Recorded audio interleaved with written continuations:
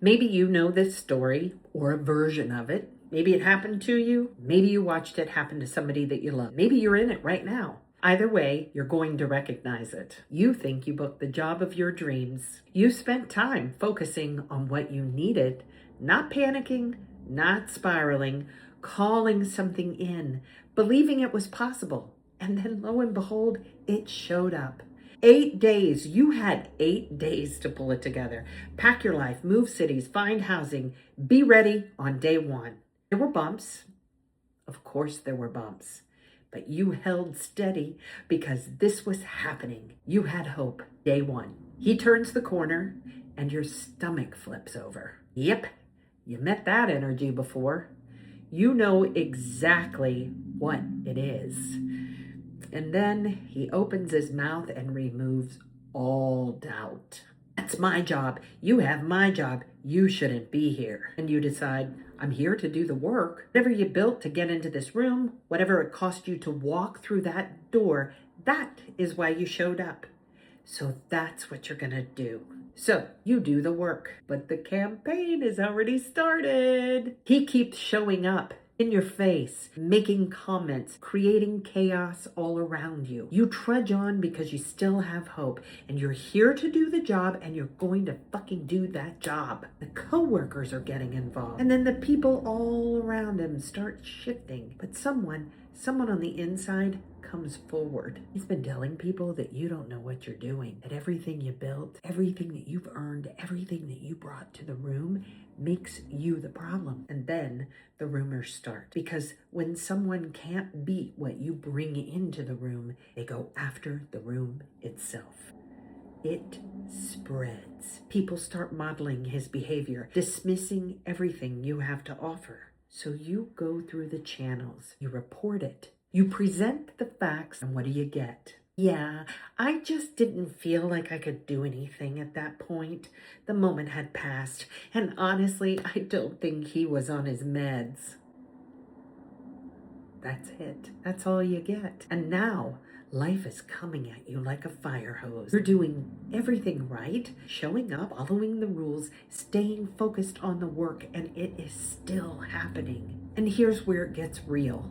You thought you had it figured out since the last time. Different city, different job, different faces, but the same fucking fire hose, the same stomach drop, this time on day one, the same moment where you are standing in the middle of something. You cannot figure out how you got here again. You bring it home every night, unknowingly at first. You carry the whole thing across the threshold like a bag you can't put down. It gets into your sleep. It gets into your dreams. You're staring at your phone to escape something that followed you home anyway. And at some point you stop and you ask yourself, how much time have I lost carrying this bag? How much life has been spent unpacking something that never should have come through that door? Outside of work, you are angry, you are numb, you are spinning. And the worst part, the system gave you its answer. Multiple conversations, multiple meetings, and the answer was always the same.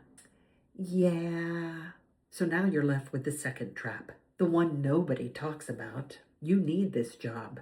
Society has a very specific story about what that means. It means you stay. It means you take it. It means you're responsible and stable, not impulsive. And you do not blow up your life because someone at work is making it hard. And you believe that story for a while. But here's the question. You have all the data now. You know who this person is. You know what leadership will and won't do. You know exactly what tomorrow looks like. And the day after that, you know what you're walking into every single morning. And you're still choosing it. That's not survival. That's settling. And the settling is the riptide. Not him, not the job, not the broken system. The moment you look at everything you know to be true and decide the uncertainty of leaving is scarier than the certainty of drowning, that is the current that takes you out. You know that movie Austin Powers, where the security guard is screaming while the Zamboni is approaching him? The comedy is we know he can move, but that wouldn't be as funny. It's a Zamboni, for Christ's sake. One of the slowest moving machines on the planet. It exists to smooth the ice. You can see it from across the rink. And there he is, screaming frozen. That's the pattern. Different faces, different cities, maybe a different continent, but the same fucking Zamboni, the same frozen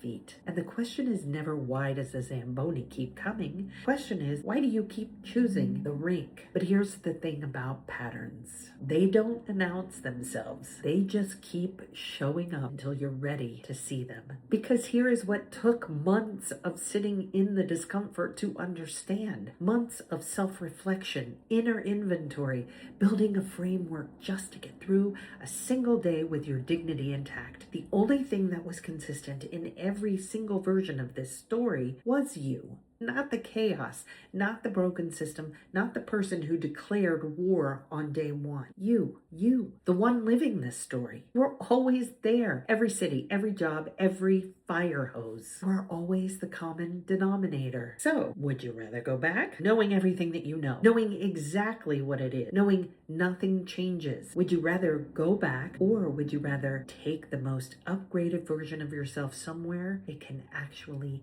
land? You didn't go back. And the thing that nobody tells you about that decision, the part that hits hardest, is that you still wanted to win, even knowing everything, even knowing going back meant the same fire hose, the same non-answers, the same bag of sadness across the threshold every single night. You still wanted the scoreboard to say so. That's not weakness. That's human. The ego doesn't care that you made the right call. It wants the credit. But here's what's true. The win happened the moment you decided. Not when the contract ended. Not when someone finally acknowledged what happened. The win happened the moment you chose what you actually wanted over what you were afraid to lose. That's not losing. That's the game. You were always the common denominator. Now what?